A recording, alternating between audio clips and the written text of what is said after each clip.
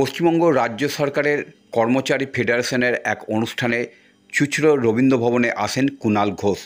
মঞ্চে বক্তব্য রাখতে গিয়ে তিনি বলেন যে মুখ্যমন্ত্রী যে সব প্রকল্প নিয়ে আসছে সেগুলো মানুষের কাছে পৌঁছে দেওয়ার দায়িত্ব সরকারি কর্মীদের। সরকারি বিভিন্ন দপ্তরে আছেন যারা অন্তর্ঘাতমূলক আচরণ করছেন, সরকারকে বদনাম করার চেষ্টা করছেন, মানুষের হয়রান করাচ্ছেন যাতে ভোট উল্টো দিকে যায়, অন্তর্ঘাতমূলক আচরণ করছেন, তাদের চিহ্নিত করুন, নেতৃত্বকে জানান আপনারাই সরকারের মুখ। 2026 বিধানসভা নির্বাচনে সিপিএম শূন্য, কংগ্রেস শূন্যতেই থাকবে, বিজেপি 30 পেরোতে পারবে না, তৃণমূল কংগ্রেস বিপুল সংখ্যাগরিষ্ঠতা নিয়ে আবার ক্ষমতায় আসবে, চতুর্থবারের জন্য মুখ্যমন্ত্রী হবে মমতা বন্দ্যোপাধ্যায়। আগস্টে ডাক দিয়েছিল ব্রিটিশ তুমি ভারত ছাড়ো, তৃণমূল কংগ্রেস ডাক দিয়েছে বিজেপি তুমি বাংলা ছাড়ো, বিজেপি তুমি ভারত ছাড়ো, কারণ নরেন্দ্র মোদী তোমার দল বাংলা ভাষাকে অপমান করছে বলেই তিনি কটাক্ষ করলেন।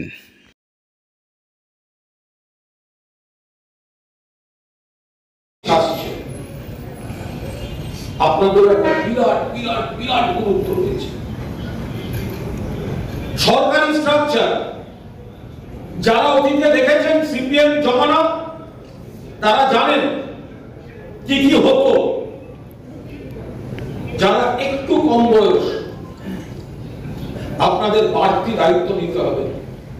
আপনি হয়তো অন্তর থেকে মমতা বন্দ্যোপাধ্যায়ের ভালো কাজগুলো মানুষের কাছে ডেলিভার করার চেষ্টা করছেন, কিন্তু আপনি যে ডিপার্টমেন্টে যে ঘরে বসেন সেইখানে এমন একজন রয়েছেন সরকারি কর্মচারী,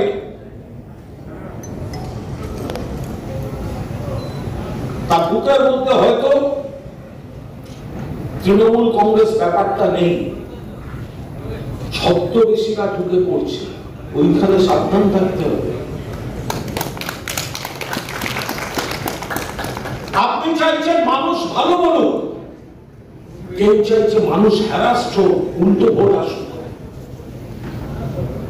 আপনি চাইছেন মানুষ হাসি মুখে যাক, অন্য কেউ চাইছেন তিনবার ঘুরিয়ে দিয়ে হয়রান করে দিয়ে এমন দুর্ব্যবহার করি ভোটটা তৃণমূলকে দেবে না। এটা আমরা বাইরে থেকে বুঝতে পারবো না। আপনার ডিপার্টমেন্ট, আপনার ঘর, আপনার শাখা চিহ্নিত করুন, নেতৃত্বকে জানান।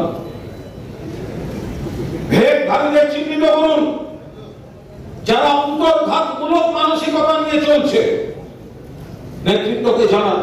যদি অতীতে কেউ অন্য দল করে থাকেন, আপনাদের সঙ্গে মিশে গেছেন, ঠিক আছে। নির্বাচন ধুয়ে মুছে সাফ করে দেওয়ার নির্বাচন। সিপিএম শূন্য তো শূন্যই থাকবে, কংগ্রেস শূন্য তো শূন্যই থাকবে, বিজেপি 30 ক্রস করবে না, বিরোধী দলনেতা পারে না, তৃণমূল কংগ্রেস বিপুল সংখ্যাগরিষ্ঠতা নিয়ে আসবে। এবং যে অগাস্ট মাসে যে বাংলা থেকে ডাক হয়েছিল এক সময় ইংরেজ তুমি ভারত ছাড়ো, এবারের অগাস্ট ডাক দিচ্ছে বিজেপি তুমি বাংলা ছাড়ো, বিজেপি তুমি ভারত ছাড়ো, নরেন্দ্র মোদী তুমি ইস্তফা দাও,